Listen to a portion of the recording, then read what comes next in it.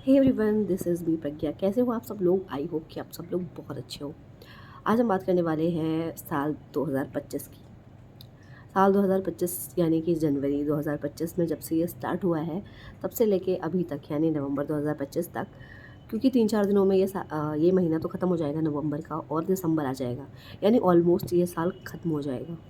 But इस साल में क्या-क्या चीज़ें हुई हैं मेरे साथ, क्या चीज़ मैंने सीखी है एंड मेरा जो एक्चुअल में कैरेक्टर डेवलपमेंट हुआ है, वो मैं आपके साथ शेयर करूँगी। सो जब साल स्टार्ट हुआ था ना जनवरी में, पहला दिन ही मेरा इतना बुरा गया था। मैं फर्स्ट सीढ़ी पे खड़ी हुई थी, सुबह की बात है। मैं पहली वाली सीढ़ी पे खड़ी थी और वहाँ से मैं पूरी बात बताती हूँ, हुआ क्या था। हुआ कुछ ऐसा था कि मैं छत वाले कमरे में सो रही थी एंड मेरे भाई का बेटा था, वो मुझे जगाने के लिए आया था कि बुआ आपको नीचे सब बुला रहे हैं, तो सुबह हो गई है, उठो नीचे चलो। क्योंकि साल का नया दिन था, पहला दिन था। तो मैं नींद में थी और मैं सीढ़ी से नीचे उतरने वाली थी और वो आगे आगे जा रहा था। तो मैं पहली सीढ़ी पे पैर रखा और मैं नींद में थी हल्का, बट मुझे नहीं पता, शायद वो चप्पल ऐसी थी या क्या था। मैंने पैर रखा पहली सीढ़ी पे और मैंने लैंड किया सीधे लास्ट सीढ़ी पे, यानी मैं पूरा फिसलते हुई लास्ट सीढ़ी तक आई। और जो मुझे भयंकर कमर में चोट लगी है, पीठ में मेरी पूरी पीठ ऐसा रगड़ती हुई आई थी। मतलब पहला दिन अगर साल का ख़राब होता है तो आपका पूरा साल ख़राब जाता है। तो वही चीज़ मैंने एक्सपीरियंस जो करा वो मैं आपके साथ शेयर कर रही हूँ कि मतलब मैं पहली सीढ़ी से लेके धड़ाम-धड़ाम करती हुई पूरी लास्ट सीढ़ी पे पहुँच गई और बहुत ज़्यादा मुझे चोट लग गई थी। देन उसी दिन मैंने क्या करा, पहली ही तारीख को मैंने डिसाइड कर रखा था कि जैसे 2025 आएगा, उस साल मुझे जॉब जाके करनी ही है, क्योंकि मुझे बहुत पैसे कमाने हैं और इस साल मुझे जॉब करनी है। सो मेरे शहर में एक स्कूल था और बहुत ही ज़्यादा माना स्कूल है, जयपुरिया, तुम सबको नाम पता होगा। जयपुरिया बहुत ही फेमस स्कूल है। तो वहाँ पे मैंने पहले से ही ऑनलाइन सब बातचीत कर ली थी, रिज्यूमे वगैरह दे दिया था और उन्होंने मुझे इंटरव्यू के लिए बुलाया था। एंड साल के पहले दिन मैं वहाँ पे पहुँची एंड मैं इंटरव्यू से रिजेक्ट हो गई। रिजेक्ट इन द सेंस कि रिजेक्ट तो मतलब मेरी साइड से हुआ था, क्योंकि वो स्कूल काफ़ी दूर था एंड वो स्कूल जो था वो मुझे ना वहाँ की वाइब अच्छी नहीं लग रही थी, पता नहीं क्यों। पता नहीं ऐसा होता है तुम लोगों के साथ भी या नहीं होता, कि कुछ-कुछ जगह होती हैं जहाँ की वाइब तुम जाते ही ऐसा डिसाइड हो जाता है कि यार यहाँ तो काम नहीं हो पाएगा, मतलब यहाँ तो मैं रह नहीं पाऊँगी। सो उसी तरीके का हुआ कि मैं वहाँ पे पहुँची एंड नया साल था, सारे टीचर्स थे, सब मज़े कर रहे थे एंड मेरा इंटरव्यू होना था। मैंने इंटरव्यू दिया। हालाँकि मेरी तरफ से तो ठीक ही था और उनकी तरफ से भी ठीक था, उन्होंने मुझे डेमो के लिए भी बुलाया था, बट मैं गई ही नहीं थी डेमो देने के लिए। तो काइंड ऑफ ये एक रिजेक्शन ही हो गया मेरी तरफ से या उनकी तरफ से, ये डज़न्ट मैटर, क्योंकि मुझे ही नहीं करनी थी जॉब। लेकिन इंटरव्यू मैं देने गई थी, क्योंकि मैं मन में ये क्लियर करके गई थी कि मुझे जॉब तो चाहिए इस साल। बट मैं घर आई, मैं काफ़ी सैड थी कि यार मुझे वहाँ की वाइब भी अच्छी नहीं लगी और साल का पहला दिन मुझे सुबह चोट भी लग गई। और फिर मैं ऐसे माहौल में गई जहाँ पे, मतलब जब आप किसी जगह पे नए ऑर्गेनाइजेशन में आप जाते हो इंटरव्यू के लिए या फिर कुछ काम मांगने के लिए, तो लोग आपको ऐसे घूर के देखते हैं जैसे लगता है कि आपने पता नहीं कौन सा ही जुर्म कर दिया है, आपको एकदम अलग दृष्टि से देखा जाता है। बट मुझे लगता है कि आपको थोड़ा फ्रेंडली बिहेवियर रखना चाहिए, जो भी आपके यहाँ जॉब के लिए आ रहा है। या मेरी तरफ से तो, मैं अगर कभी मैं कुछ इंस्टीट्यूट या ऑर्गेनाइजेशन मैंने बनाया, तो मैं यार नए आने वालों को बहुत ज़्यादा सपोर्ट करूँगी, क्योंकि मैं उस चीज़ से गुजर चुकी हूँ। तो मुझे ऐसा लगता है कि थोड़ा मतलब ऐसा नहीं करना चाहिए कि हाँ यार अभी नए-नए आए हैं तो इनको मतलब इतना नीचा दिखा दो।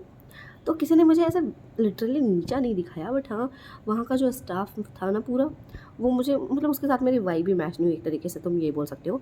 तो फिर मैं डेमो देने ही नहीं गई, क्योंकि मुझे जॉइन ही नहीं करना था वहाँ पे। एक तो वो बहुत दूर था और दूसरी चीज़ कि मेरी मम्मी जो है उनकी तबीयत नहीं सही रहती और मैं उन्हें छोड़ के बहुत ज़्यादा देर के लिए नहीं जा सकती। तो मुझे कोई ऐसी जॉब चाहिए जिससे कि मैं उनके पास रह सकूँ, क्योंकि मैं अपने पापा को खो चुकी हूँ ऑलरेडी। तो मैं अपनी माँ के साथ ज़्यादा से ज़्यादा टाइम स्पेंड करना चाहती हूँ, मैं उन्हें छोड़ के ज़्यादा देर के लिए नहीं रहना चाहती। तो मेरा ये मानना था कि यार अगर मैं वहाँ पे जॉब करूँगी, वहाँ पे सैलरी अच्छी मिलती है शायद, सुनने में तो यही आया है कि सैलरी अच्छी मिलती है, बट वो बहुत ज़्यादा दूर है। और वहाँ पे अगर मैं जाऊँगी और वहाँ से जॉब करके मैं आऊँगी, तो मेरे पास इतना टाइम बचेगा नहीं कि मैं अपनी माँ के साथ थोड़ा भी टाइम स्पेंड कर पाऊँ और या फिर कुछ अलग मैं कर पाऊँ। और मेरे लिए ना लाइफ़ में ऐसे, मतलब हाँ, अगर कभी मेरी मजबूरी हुई या जो भी हुआ तो आई नो कि मुझे करना पड़ेगा। बट मैं जब तक ऐसा चाहती हूँ कि यार मुझे ऐसा काम मिले ना जिसको करके मुझे मज़ा आए। ऐसे मजबूरी टाइप वाला काम मुझे करना अच्छा नहीं लगता।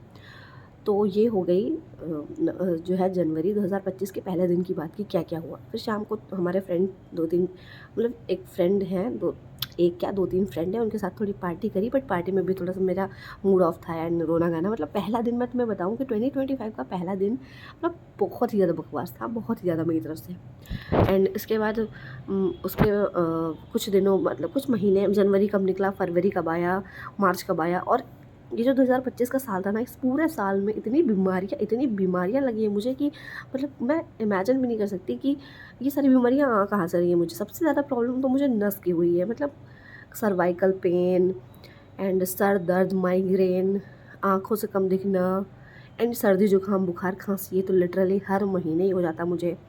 प्लस मेरे घुटनों में दर्द, मेरी कमर में दर्द, मतलब ऐसा लग रहा था कि 2025 में मैं एकदम 100 साल की बुढ़िया हो चुकी हूँ और मुझे हर बीमारी हो गई है। मुझे ना कोई उम्मीद नहीं थी इस साल से।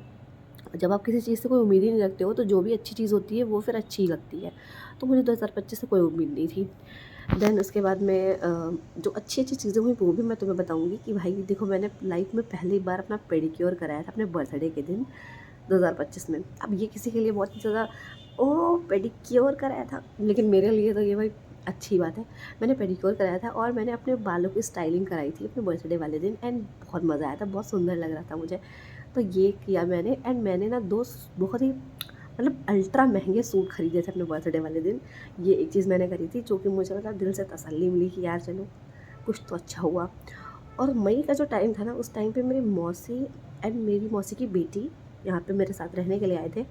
तो लड़ाई झगड़ा तो होते हैं, तो हर घर ये आम है, बट मेरी जो मौसी की बेटी थी ना, उस वो मुझसे बहुत छोटी है और क्योंकि मैं ऐसा कोई ख़ास काम नहीं कर रही हूँ कि बहुत पैसे कमा रही हूँ, तो उसको जो पैसे मिलते थे हम दोनों क्या करते थे कि मैं उसे बोलती थी कि यार तू मुझे भी खिलाना, और वो मुझे भी, सब जो भी वो खाने आती थी वो मुझे भी खिलाती थी।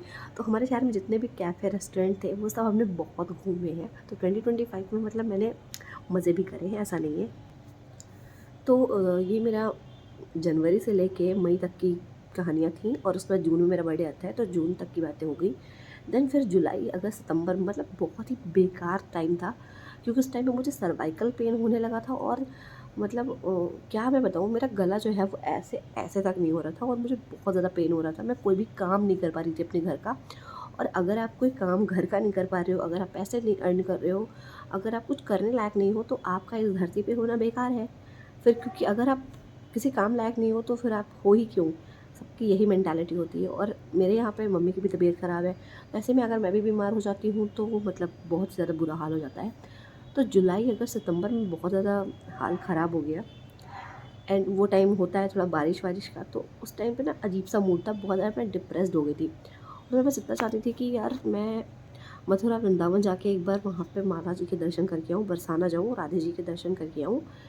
एंड मैं इतना ज़्यादा चाहती थी कि पता नहीं कैसे राधा जी ने मुझे दर्शन के लिए बुला लिया और अक्टूबर में मैं चली गई माता जी के दर्शन करने मथुरा वृंदावन। एंड वहाँ पे मैंने राधा जी के मतलब राधा जी को मैंने देखा, उनके दर्शन करे और मतलब मुझे लगता है कि हाँ, अभी तक के साल का जो सबसे बेस्ट मोमेंट था वो मेरा मथुरा और वृंदावन जाके बीता है। एंड कुछ भी एक्सपेक्ट कर रही हैं या कुछ भी ना करें एक्सपेक्ट, बट हमें लगता है कि जो भी होता है लाइफ में वो हमें कुछ सिखाने के लिए होता है, हमें कुछ बताने के लिए होता है। एंड कुछ इस तरीके से मतलब मेरा पूरा साल बीता है जिसमें मैंने बहुत चीज़ें सीखी हैं, मतलब लोगों के बिहेवियर से मैंने सीखा है, अपने एक्सपीरियंस से सीखा है। जब मैं काम करने लायक थी, जब मैं काम करने लायक नहीं थी, उस टाइम पे लोगों के ताने। एंड जब मेरे पास कोई चीज़ नहीं थी खरीदने के लिए, पैसे नहीं थे, उस टाइम लोगों की बातें, बहुत कुछ मैंने सीखा है, बहुत सुना है। एंड मुझे लगता है कि वो सारी चीज़ें भी होना ज़रूरी है लाइफ में।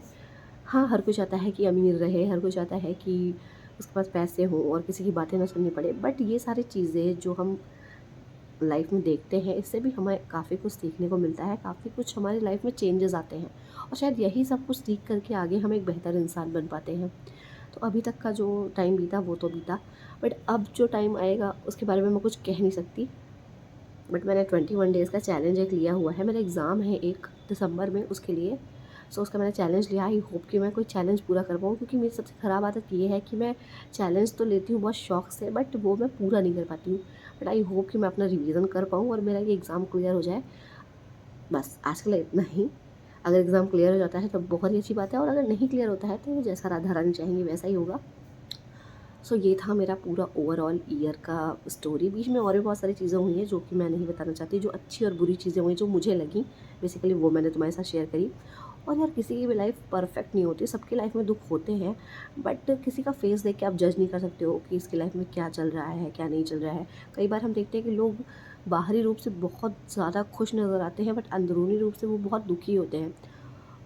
और हमें किसी को जज करने की ज़रूरत ही क्या है यार। भगवान ने हम सबको एक लाइफ दी है जो हमारी कहानी है। उस कहानी को हमें अपने हिसाब से, अपनी स्क्रिप्ट हमें खुद लिखनी है, अपने डायरेक्टर हमें खुद बनना है, उसको अपने हिसाब से जीना चाहिए ना। किसी को जज करने से, किसी के बारे में बुरा सोचने से, किसी को बुरा बोलने की भी ज़रूरत नहीं है। ईश्वर ने सबको बुद्धि दी है, ईश्वर ने सबको समझा बुझा के शायद इस धरती पे भेजा है कि तुम्हें क्या करना है। बट लोग जो हैं वो जब ज़्यादा ही अपना दिमाग लगाना स्टार्ट कर देते हैं तो चीज़ें बुरी हो जाती हैं। पता नहीं मैं क्या बताते बताते क्या बताने लगती हूँ। तो ये चीज़ मैंने शेयर कर दी आपके साथ। वीडियो बहुत ज़्यादा लंबी हो जाएगी तो कोई देखेगा नहीं। बट हाँ, अगर आप भी ऐसे मेरी तरह एक फ़ेज़ में हो जहाँ पे आपके पास जॉब नहीं है, आपके पास बहुत सारी चीज़ें नहीं हैं, बस वेट करो यार, टाइम आएगा, सब कुछ अच्छा हो जाएगा। और अगर अभी लग रहा है ना कि चीज़ें अच्छी नहीं हैं, जस्ट वेट एंड वॉच, सब कुछ अच्छा हो जाएगा। और ये अभी मैं एक ऐसे सिचुएशन में होके बोल रही हूँ जब मेरे पास कुछ नहीं है, और शायद एक दिन वो आएगा जब मेरे पास सब कुछ होगा और तुम देखोगे मेरे पास सब कुछ होगा, और फिर मैं ये वीडियो दिखाऊंगी और बोलूँगी देखो मैंने बोला था ना, और आज मेरे पास सब कुछ है। सो 2025 ख़त्म होने वाला है 1 महीने में, और चलो कुछ अच्छा पढ़ लेते हैं। मेरे साथ साथ तुम भी पढ़ लेना। दैट्स इट, आज का वीडियो इतना ही। अब अपना ख्याल रखो, और दुखी होने की कोई ज़रूरत नहीं है, सब कुछ बहुत बढ़िया है। मिलते हैं नेक्स्ट वीडियो में, तब तक के लिए।